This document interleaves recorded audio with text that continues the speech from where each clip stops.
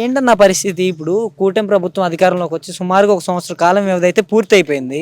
ఈ సంవత్సర కాలం వ్యవధిలో ఆయన పాలన ఎలా ఉందంటారన్నా మీకు తెలిసినంత? బాగానే ఉంది. ఏ విధంగా అంటారన్నా? అన్నిట్లోకి దేనికైనా డోక్రా మహిళలకు కానీ ఏదైనా అంత రోడ్లు కానీ అన్ని బాగానే ఉంది. వర్క్ అన్ని బాగానే జరుగుతున్నాయి. వర్క్ అంతా బాగానే జరుగుతుంది. అంటే ఆయన అన్న మాట ప్రకారం ఆయన చెప్పినవన్నీ నెరవేరుస్తూ వస్తున్నారంటారా? వస్తున్నాడు. ఇప్పటివరకు ఏం నెరవేర్చారన్న ఆయన వచ్చిన తర్వాత అంతా? అమ్మోడేసాడు, రోడ్లు అన్ని బాగు చేస్తున్నాడు. అంత ముందు పరిపాలనలో రోడ్డుకి ఒక బొచ్చి కంకరేసిన వాళ్ళు లేరు. అన్ని బాగానే చేస్తున్నారు. ఇబ్బంది ఏం లేదు పాలన వరకు.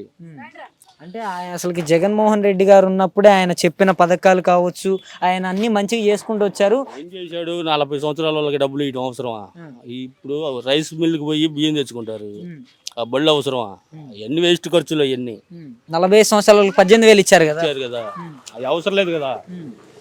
ఏమన్నా పని చేసుకోలేని వాళ్ళు అయితే ఇబ్బంది. పనులు చేసుకునే వాళ్ళకి అవసరం లేదు డబ్బులు వేయటం. ఏంది నలుగురికి ఉపయోగపడే ఇవ్వాలి కానీ ఏం చేయలేవు ఆయన 5 సంవత్సరాల్లో. అంటే వీళ్ళు టీడీపీ అధికారంలోకి వచ్చిన తర్వాత వీళ్ళంతా కక్ష సాధింపు చర్యలు చేస్తున్నారు, కేసులు పెడుతున్నారు, అక్రమంగా కేసులు పెట్టడం. పెట్టిన కాడికి తక్కువే. ఇప్పుడు మాట్లాడే వాళ్ళు పద్ధతిగా మాట్లాడుతుంటే ఎవరి జోలికి ఒకళ్ళు పోరు కదా. నువ్వు ఉండవు, నీ జోలికి నువ్వేమనుకున్నా నీ జోలికి రావుగా, ఎవరు రారు కదా. అది అంటే కాదన్నా, వీళ్ళు వచ్చిన తర్వాత రెడ్ బుక్ ని బాగా అమల్లోకి తెస్తున్నారు, ఒక సంక్షేమాన్ని తప్ప అనేసి చెప్తున్నారు. అన్ని బాగానే ఉన్నాయి. రెడ్ బుక్ అంటే రెడ్ బుక్ ఏంది? అన్యాయం జరిగింది కానీ అవన్నీ రాసుకున్నాడు బుక్ లో, అంతేగాని వాళ్ళకయ్యేది కల్పించుకొని ఏం చేయట్లేదు వాళ్ళు. అంటే మరి వీళ్ళు కూడా ఏదో రాస్తున్నారు కదన్నా, జగన్మోహన్ రెడ్డి గారు కూడా మీరు బుక్ పెట్టుకోండి, రాసుకోండి, ఏదైతే చూసుకుందాం అనేసి ఏదో కొత్తగా ఏదో యాప్ కూడా లాంచ్ చేయించాడు. తప్పే ఉంది చేసుకొని, వాళ్ళ ఆలోచన వాళ్ళది, వీళ్ళ ఆలోచన వెళ్ళదు. రప్ప అనేసి వీళ్ళు ప్రకార్లు పట్టుకుంటున్నారు. అవన్నీ ఏదో అనుకుంటుంటారు, అవన్నీ పట్టించుకోకూడదు.